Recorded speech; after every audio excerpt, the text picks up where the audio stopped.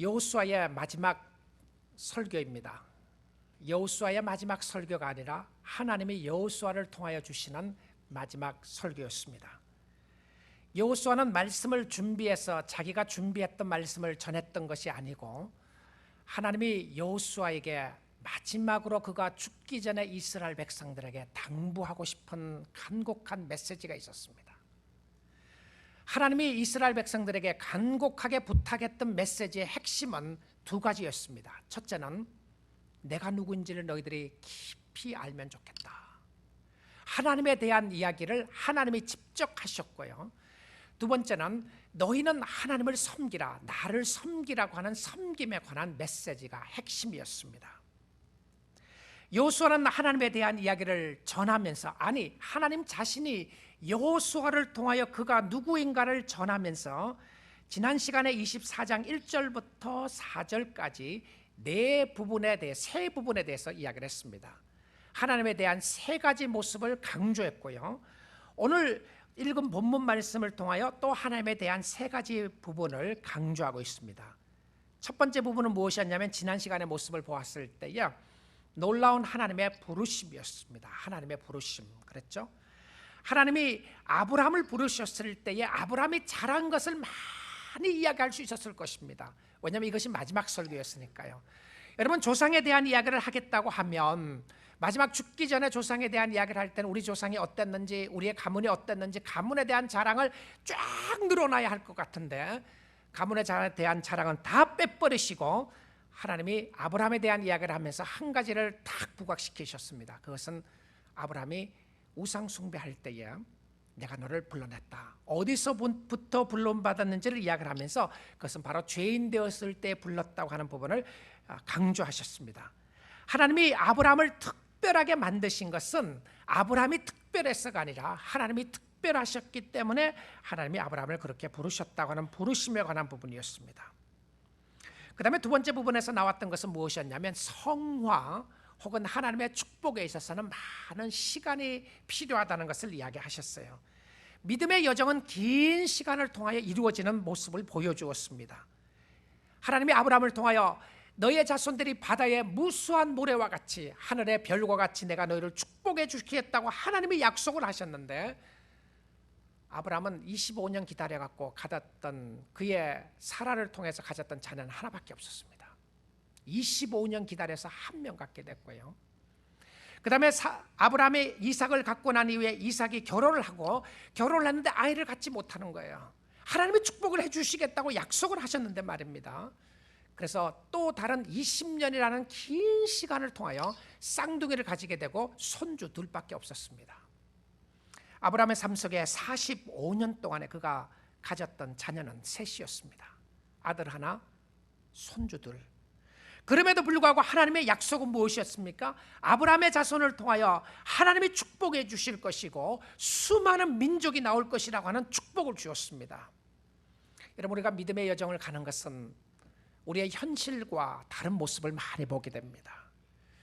그래서 이 믿음에 대한 책을 쓰면서 유진 피터슨은 이렇게 이야기를 했어요. 믿음의 모습을 설명을 하면서 long obedience in same direction이라고 했습니다. long obedience in same direction.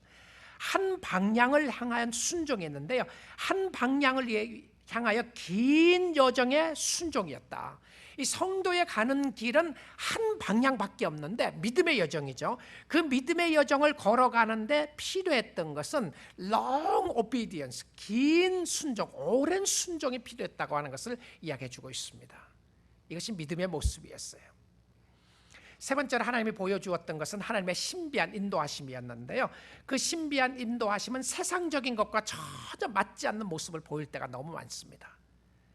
하나님은 에서를 세일산에 두게 하고 야곱을 애굽 땅으로 인도하셨어요. 이건 이해가 안 되는 부분이었습니다. 야곱을 가나안 땅에 두고 에서를 쫓아내야 하는데 하나님은 에서를 그냥 두고 야곱을 쫓아내셨습니다. 야곱이 누구였나요? 하나님의 축복의 라인이었습니다. 선택의 줄이었어요. 근데 그 선택의 라인인데 하나님께서는 야곱을 애굽 땅으로 인도하셨습니다. 나중에 우리가 400년이 지나고 난 이후에 하나님이 왜 그렇게 하셨는지에 대한 이야기가 나오고 있습니다. 여러분, 우리가 믿음으로 살아가기 위해서 이해되지 않는 부분들이 너무 많이 있죠. 왜 이렇게 하나님이 인도를 하시는가? 그런 상황 때에 하나님이 우리로 하여금 요구하시는 것은 믿음의 모습이었습니다. 자, 오늘 본문 말씀을 돌아가서 한번 보기를 원합니다. 5절부터 13절에 있는 말씀인데요, 오늘 이 본문 말씀의 가운데서도 믿음의 모습을 이야기할 때 세 가지 부분을 이야기를 해주고 있습니다. 하나님에 관한 부분이죠. 우리가 알아야 할 하나님은 어떠한 분이신가? 여러분, 하나님을 잘 알아야 순종이 쉬워집니다. 아니면 잘 따라갈 수 있어요. 여러분, 맹목적으로 모르고 따라가는 거 쉽지 않아요. 잘 알지 못하는 길이라고 할지라도 하나님이 인도하신다는 것을 확인하면 갈 수가 있습니다. 여러분, 구약 성경의 믿음의 조상들, 믿음의 사람들은요, 하나님이 인도하신다는 확신을 가지고 따라갔었어요. 그리고 하나님이 인도하심 가운데 갔을 때에 그들은 하나님의 축복을 바라볼 수가 있게 되었습니다. 그래서 네 번째로 보여주시는 하나님의 모습은 하나님의 설교입니다.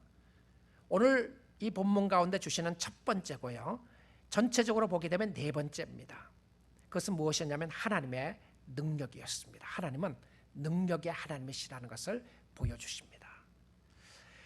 여러분, 출애굽기가요, 이스라엘 백성들이 애굽에서 이제 가나안 땅으로 들어가기 위해서 나오는 장면과 함께 광야에서 40년 생활했죠.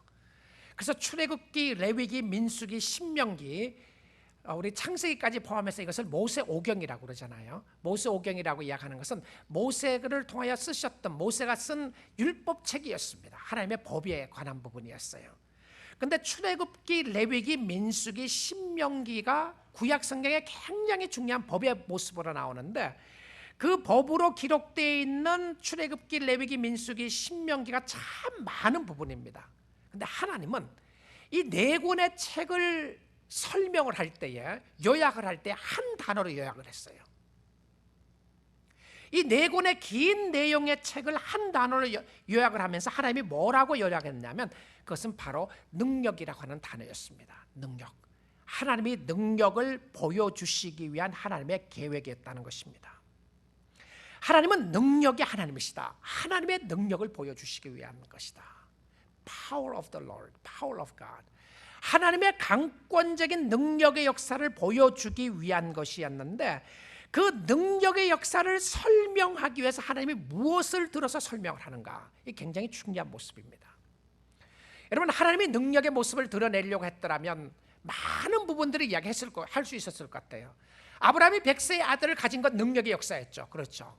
출애굽기 사건 속에서 하나님의 능력을 보여줄 수 있는 사건이 많이 있었습니다.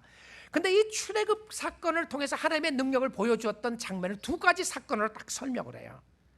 첫 번째 사건은 무엇이었냐면 이스라엘 백성들이 애굽에서, 이집트에서 나오게 된 사건을 이야기합니다.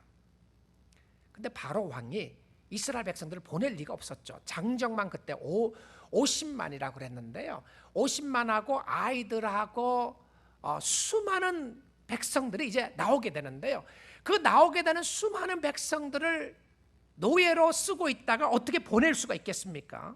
불가능한 일이었죠. 그런데 하나님은 그 불가능했던 일들을 10가지 재앙을 통하여 하나님이 하셨다고 하는 기적에 대한 부분을, 그 부분을 이야기했어요. 두 번째로 하나님이 기적에 대한 이야기를 하면서 무슨 이야기를 하느냐 하면 이스라엘 백성들에게 있었던 홍해에 관한 이야기를 가지고 이야기를 합니다. 여러분, 저는 이 두 가지 사건을 통해서 왜 하나님이 이 두 가지 사건을 통해서 하나님의 능력을 표현했을까 생각해 봅니다. 출애굽 사건에서는요, 여러분, 출애굽 사건을 보게 되면 하나님이 구름 기둥과 불 기둥을 보내셔서 그것을 밤에는 불 기둥을 보내고 낮에는 구름 기둥으로 이스라엘 백성들을 인도하셨습니다. 하나님께서 이스라엘 백성들에게 만나를 가지고 40년 동안 이스라엘 백성들을 먹이셨어요. 메추라기를 가지고 먹이시게 됩니다. 반석을 치니까 물이 나오는 역사가 있었고요, 그것도 다 기적적인 모습으로 보여주는 것인데, 근데 하나님의 능력을 설명을 할 때 하나님이 애굽에서 나오게 됐던 사건하고, 그 다음에 두 번째는 홍해를 가르셨던 사건을, 이 두 가지를 가지고 설명을 했다는 것입니다. 자, 근데 이 홍해에 관한 사건을 이야기를 할 때에 하나님이 이스라엘 백성들을 인도할 때 신비한 방법으로 인도하셨어요. 이스라엘 백성들을 바다로 인도하시게 됩니다. 바다로 인도하셨다. 왜 이스라엘 백성들을 바다로 인도했을까?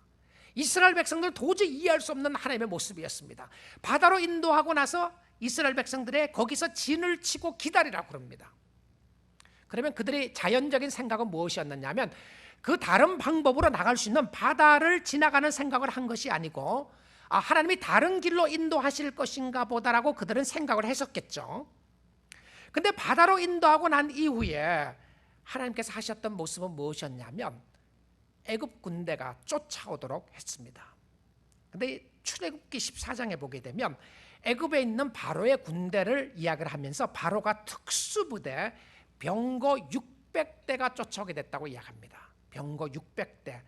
바로가 훈련시켰던 왕궁에 있었던 병거 600대가 쫓아오는데 거기서 그렇게 이야기하지 않고요. 끝내지 않고 600대와 함께 애굽에 있었던 모든 병거를 다 동원했다고 이야기합니다. 자, 이스라엘 백성들을 추격하기 위해서요. 그들을 잡아가거나 그들을 죽이기 위해서 애굽에 있었던 모든 병거들을 다 동원해서 쫓아옵니다. 그러니까 뒤에는 애굽 군사가 쫓아오고 있었죠. 앞에는 홍해였습니다. 이스라엘 백성들의 마음속에 있었던 자연적인 모습은 무엇이었냐면 원망하는 것이죠. 이룰 수 있습니까? 그래서 모세에게 원망합니다. 왜 우리를 여기서 죽게 하느냐? 우리가 도대체 어떻게 무엇을 잘못했다고 이런 일을 당하게 하는가? 이렇게 이야기해서 합니다. 그때 모세는 그 백성들을 향해서 말씀을 하기를 너희는 두려워하지 말고 가만히 있어서 여호와께서 오늘 너희를 위하여 행하시는 구원을 보라. 여호와께서 너희를 위하여 싸우시리니 여호와께서 싸우시리니 여호와의 구원을 보라. 이렇게 이야기합니다. 자, 근데 놀라운 모습은요. 왜 하나님이 능력을 이야기를 할 때에 이 두 가지 사건을 통해서 능력을 보여주었을까? 여러분, 이 두 가지 사건에 나타나는 공통된 점이 있습니다. 공통된 점은 뭔지 아세요? 첫 번째 공통된 점은요. 애굽에서 나오는 것입니다. 애굽에서 나오는 거예요. 두 번째 나타나는 홍해의 사건은 무엇이냐면 애굽을 완전히 떠나는 것을 이야기합니다. 자, 그게 무엇과 연결되는 것이죠? 구원과 연결되는 것입니다. 구원과. 그럼 하나님의 능력을 보여주었을 때에 가장 큰 능력의 역사는 무엇이었냐면 구원의 역사였다는 겁니다. 하나님이 여러분의 심령 가운데 나타나시는 가장 큰 능력은 뭔가? 하나님의 최고의 능력을 표현하는 방법은 무엇인가? 죄인 되었었던 여러분들을 구원해 주셔서 하나님의 자녀를 삼아 주셨던 하나님의 은혜와 축복을 가장 큰 능력으로 표현했다는 것입니다. 여러분, 예수 믿는 자녀입니까? 여러분은 하나님께서 여러분에게 최고의 능력을 보여주셨는 줄 믿습니다. 여러분 이렇게 생각할지 모르겠어요. 예수 믿는 게 뭐가 그렇게 대단하다고, 내가 그냥 믿었으면 됐지. 근데 절대 성경은 그렇게 설명하지 않습니다. 결코 우리는 믿을 수 있는 힘과 능력과 마음이 우리에게는 없었다고 이야기합니다. 없었다는 것이죠. 그럼 왜 이렇게 하셨는가? 여러분, 고린도전서 10장 2절을 보게 되면 이렇게 그 이유를 설명을 합니다. 하나님은 왜 이렇게 이야기를 하셨을까? 하나님은 왜 홍해를 건너게 하셨고, 왜 하나님은 애굽 땅에서 나왔던 그 사건을 가장 큰 사건으로 설명했을까? 고린도전서 10장 2절은 이렇게 이야기합니다. 형제들아, 나는 너희가 알지 못하기를 원하지 아니하노니, 꼭 알기를 원하는 것이 있다는 것이죠. 너희가 꼭 알기를 원하는 것이 있는데, 우리 조상들이 다 구름 아래에 있고, 이것은 무엇이냐면 하나님의 영광의 모습을 상징했어요. 광야 생활했어요. 하나님의 영광 아래에 있었고, 바다 가운데로 지나며 바다 가운데로 어떻게 지나가죠? 배를 타지 않고 비행기 위로 가지 않고 어떻게 바다 가운데로 지나나요? 바다 가운데로 지나며 성경은 이렇게 이야기합니다. 모세에게 속하여 누구에게 속해 있는가? 소속에 관한 부분들을 중요하게 이야기해요. 모세에게 속하여 다 구름과 바다에서 세례받았다고 그래요. 모세에 속해 있었던 사람들은 한 사람도 빠지지 않고 다 구원받았습니다. 모세에게 속해 있었지 않았던 사람들은 한 사람도 구원받은 사람이 없었어요. 학벌이 얼마나 되느냐, 돈이 얼마나 많으냐, 어린아이냐, 노년이냐 전혀 중요하지 않았습니다. 누구에게 속해 있었느냐가 중요했는데 모세에게 속해 있었던 사람들은 다 구원받았다는 것이었습니다. 자, 근데 이 모습을 설명을 하면서 이스라엘 백성들이 홍해를 건너갔던 사건을 하나님의 능력의 모습을 설명했다고 그랬죠. 그렇죠? 하나님의 능력의 모습을 설명했는데 그 하나님의 능력의 모습의 가장 큰 능력의 모습을 세례의 모습으로 설명했어요. 애굽 땅에 있었던 바로의 군사들이 뒤를 쫓아오고 있었습니다. 600명의 병거, 여러분 이것은 최훈련받은 특수부대였고요. 그 600명의 병거와 애굽에 있었던 모든 군사들을 다 동원해서 이스라엘 백성들에게 쫓아오고 있었어요. 여러분 얼마나 무서웠겠어요. 근데 딱 오고 있는데 하나님이 그 백성들을 구름으로 불러 꽉 막으시는 거예요. 아무도 못 가도록 막으셨습니다. 막으시고 난 이후에 하나님께서 홍해를 여셨는데요, 홍해를 여시고 나서 홍해를 통해서 이스라엘 백성들이 갑니다. 자, 여러분 애굽 백성 쪽에서 한번 생각해 보십시오. 노예로 살았던 사람들인데 애굽 백성들 쪽에서 보게 되면 이스라엘 백성들이 다 어떻게 돼요? 바다에 가서 다 빠져 죽는 거예요. 그렇죠? 바다에 가서 다 죽는 것이었습니다. 바다에 가서 다 죽는데 가나안 땅에서 보게 되면요, 홍해 저쪽 편에서 반대편에서 보게 되면 가나안 땅에서는 새로운 백성들이, 어떤 민족들이 바다에서 올라오는 거예요. 바다에서. 자, 예수 믿는 사람들은 누구예요? 죽었다가 살아난 사람들이죠. 이것을 세례라고 이야기합니다. 우리는 다 죽었는데 누구에게 속해 있으면 건너갈 수 있느냐면 예수 그리스도 안에 속해 있으면 누구든지 홍해를 건너는 역사가 있게 되는 줄 믿습니다. 하나님의 능력의 역사였어요. 그러니까 하나님의 능력의 가장 큰 능력을 보여주었을 때에 바로 출애굽 사건에 있어서 가장 큰 능력은 재앙을 통해서 구원해 주셨던 것과 그 다음에 홍해를 건넜던 것이었습니다. 그 다음에 하나님의 능력을 또 보여주신 것이 있었어요. 하나님의 능력을 또 보여주었던 것은 무엇이냐면 8절 말씀을 보게 되면 그들이 가나안 땅에 들어가서 아모리 족속과의 전쟁에서 싸워서 이긴 것을 이야기합니다. 전쟁의 승리가 하나님이 하셨다. 하나님의 능력이었어요. 세 번째로 하나님의 능력을 보여주었던 것은 무엇이었냐면 요단강을 건너난 이후의 사건을 이야기합니다. 여러분 다시 한번 생각합니다. 이스라엘 백성들이요, 요단강을 건너고 난 이후에 가나안 땅에 들어가면서 기적이 많이 일어났습니다. 여리고 성이 무너지는 기적이요, 이건 하나님의 기적의 놀라운 모습이었죠. 여리고 성이 무너지는 기적이 있었고요, 하나님이 그 아낙 자손들을 물리치시는 놀라운 능력 역사를 일으켜 주었습니다. 그런데 성경은요, 가나안 땅에 들어가서 보여주는 최고의 기적은, 능력의 기적은 무엇이었냐면 요단강을 건넌 것이었습니다. 왜 요단강을 건넜던 사건을 또 이것을 이야기했을까? 왜 여리고 성이 무너졌던 것을 가지고 최고의 하나님의 능력의 모습을 이야기하지 않고 왜 요단강을 건넜던 것을 이야기했을까? 무엇이었습니까? 가나안 땅에 들어갔다는 것이죠.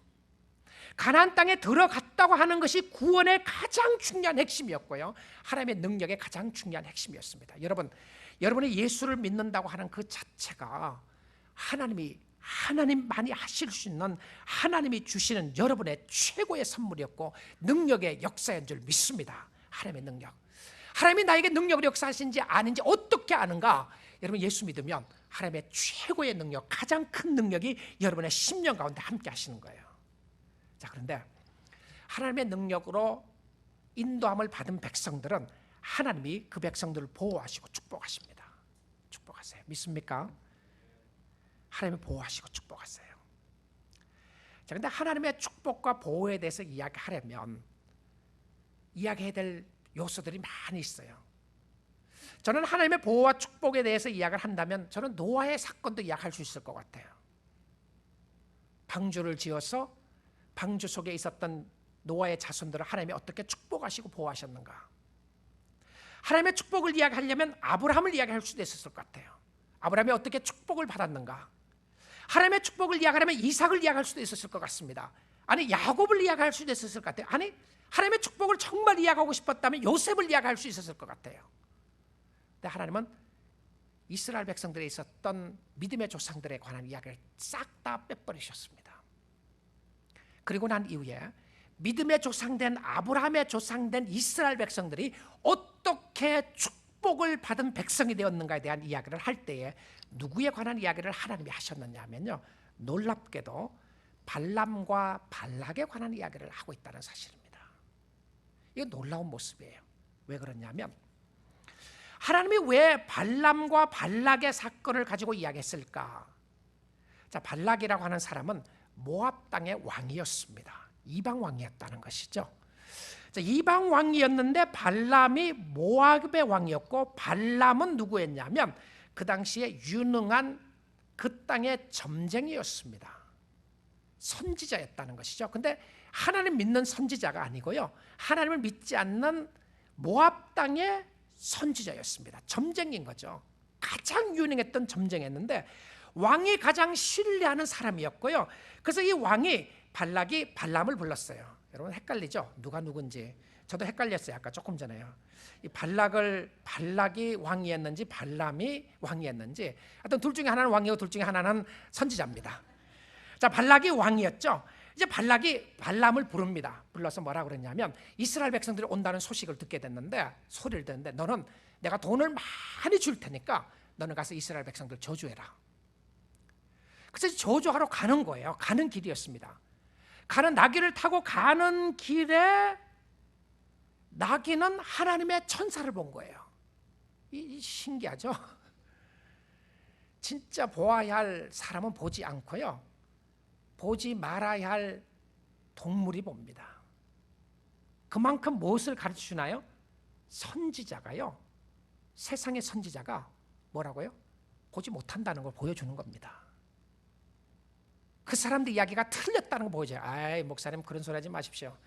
신통한 점쟁이들 얼마나 많은지. 하여튼 성경은 그렇게 이야기하지 않아요.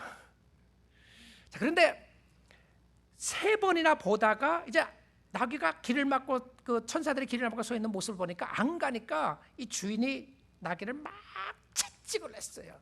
그랬더니 갑자기 나귀가 말을 하기 시작합니다. 왜 나를 이렇게 때리느냐고 말입니다. 깜짝 놀라는 거죠. 여러분 생각해 보십시오.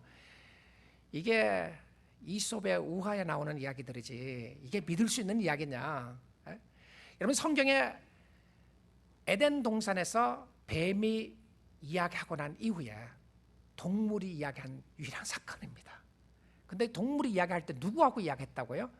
이방 사람들, 이방신을 섬기고 있는 사람들의 사회 속에서 하나님이 어떻게 역사하셨는가에 대한 부분을 설명할 때 이 사건을 들었다는 거예요. 자, 그런데 이 모습을 통해서요, 하나님이 우리에게 보여주고자 하시는 메시지가 있는 것 같아요. 왜 이 사건을 통하여 하나님의 보호하심과 하나님의 축복을 이야기했을까? 근데 오늘 여기 본문 말씀을 보게 되면 10절에 이렇게 이야기를 합니다. 이제 저주의 모습을 이야기했다는 모습을 나오고 10절입니다. 내가 발람을 위해 듣기를 원하지 아니하였으므로. 이게 누가 이야기하는 소리냐면, 내가가 누구냐면 하나님이죠. 하나님이 뭐라 그러냐면 I don't want to listen to him. 내가 듣기를 원하지 않았다. Don't tell me anything about it. 듣기를 원하지 않았다. 근데 이 듣기를 원하지 않았다고 하는 부분이요, 하나님의 모습 속에서 하나님이 차단시키는 거예요. 하나님이 막으시면 열 길이 없는 것입니다. 하나님이 귀를 막으시니까요, 저주 무슨 의미가 있어요? 여러분 세상 사람들이 여러분을 향하여 욕하는 거 두렵습니까? 두렵죠. 힘 있는 사람이 욕하는 거 두렵죠. 힘 있는 사람들이 우리를 비난하고 비방하는 거 두려운 것이죠. 근데 성경은 이야기하기를 하나님이 여러분의 마음 가운데 하나님이 그 저주하는 어떤 일이라고 할지라도 그것을 막으면 반대로 하나님의 축복이 흘러 넘치게 되는 줄 믿습니다. 성도들에게는요, 하나님의 축복을 흘러 넘치게 하세요. 여러분 세상 사람 여러분 저주한다고 저주 받는 거 아닙니다. 걱정하지 마십시오. 저주 당하는 거 아니에요.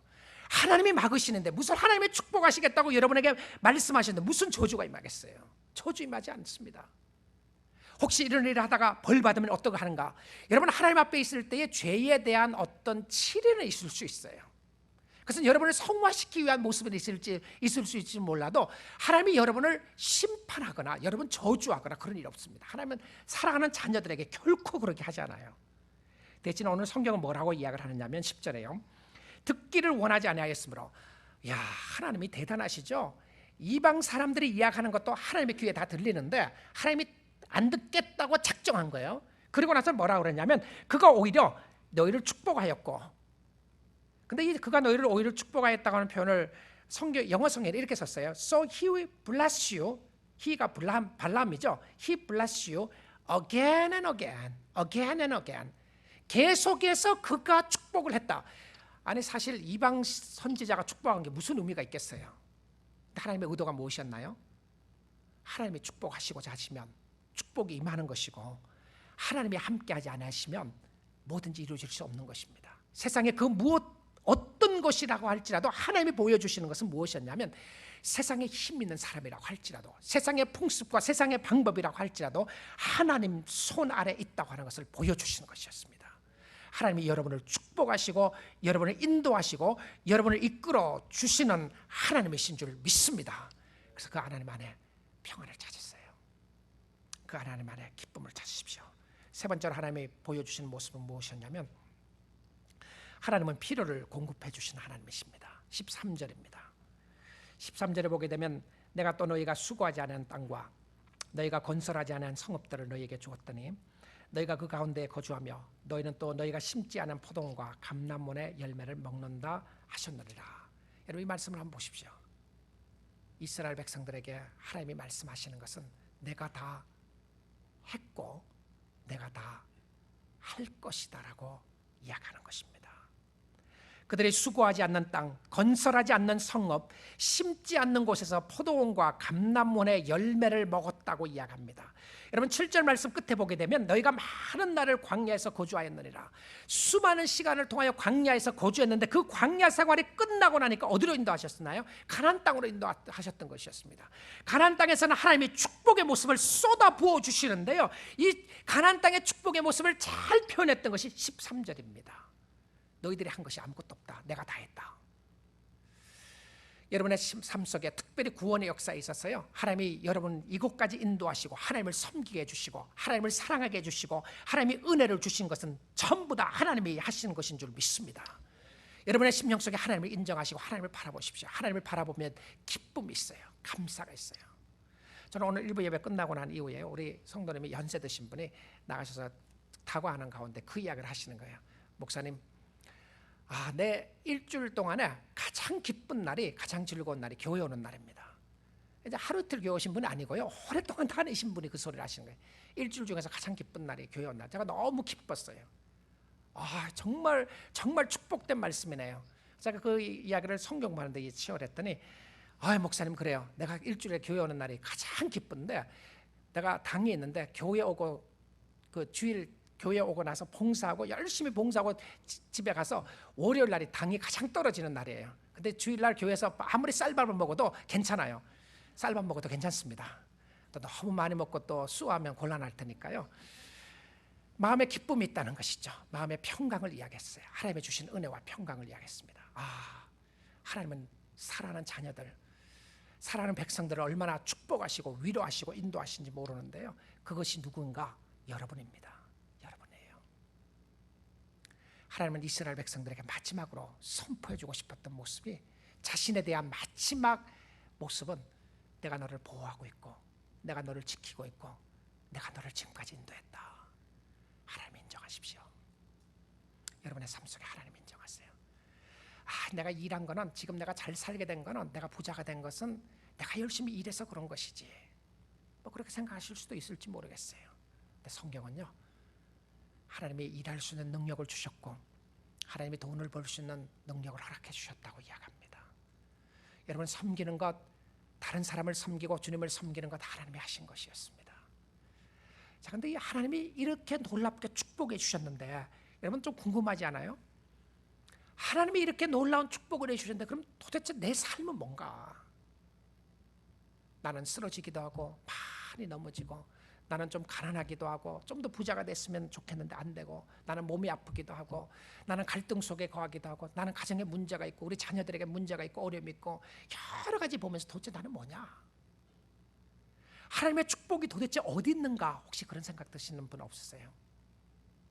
여러분, 하나님이 역사하셨던 부분 가운데서 하나님이 꼭 우리로 하여금 마지막으로 기억하기를 원하셨던 것은요, 하나님이 다 하셨다는 부분이었습니다. 그럼 내가 아무것도 안 해도 되는가? 나는 그냥 누워있으면 되고 하나님이 다 하시면 나가 아무것도 안 해도 되는가? 그것이 아니었습니다. 그리고 난 이후에 이스라엘 백성들이 이 설교가 끝나고 났어요.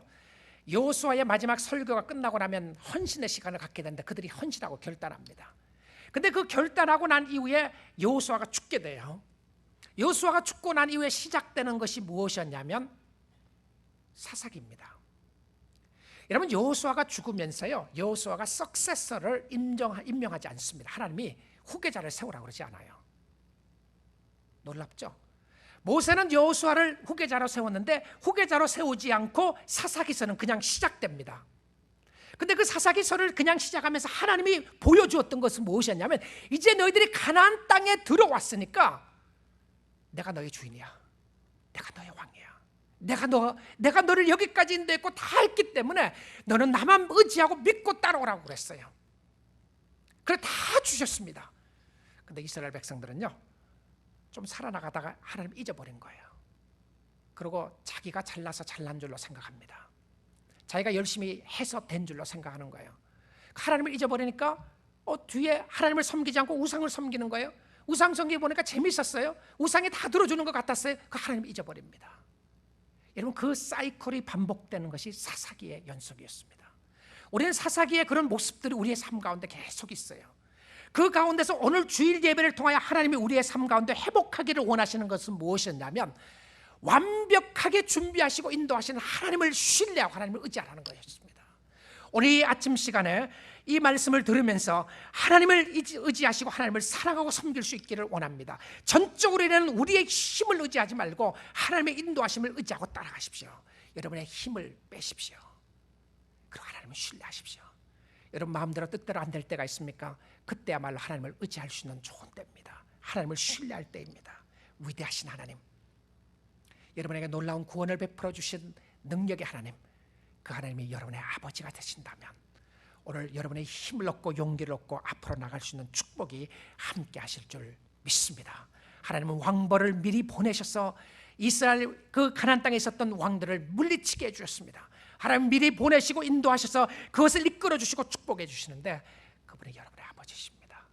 여러분의 하나님이시고요. 하나님 신뢰하십시오. 다시 의지하시고 축복된 모습으로 주님 바라보며 나갈 수 있기를 원합니다. 기도하겠습니다.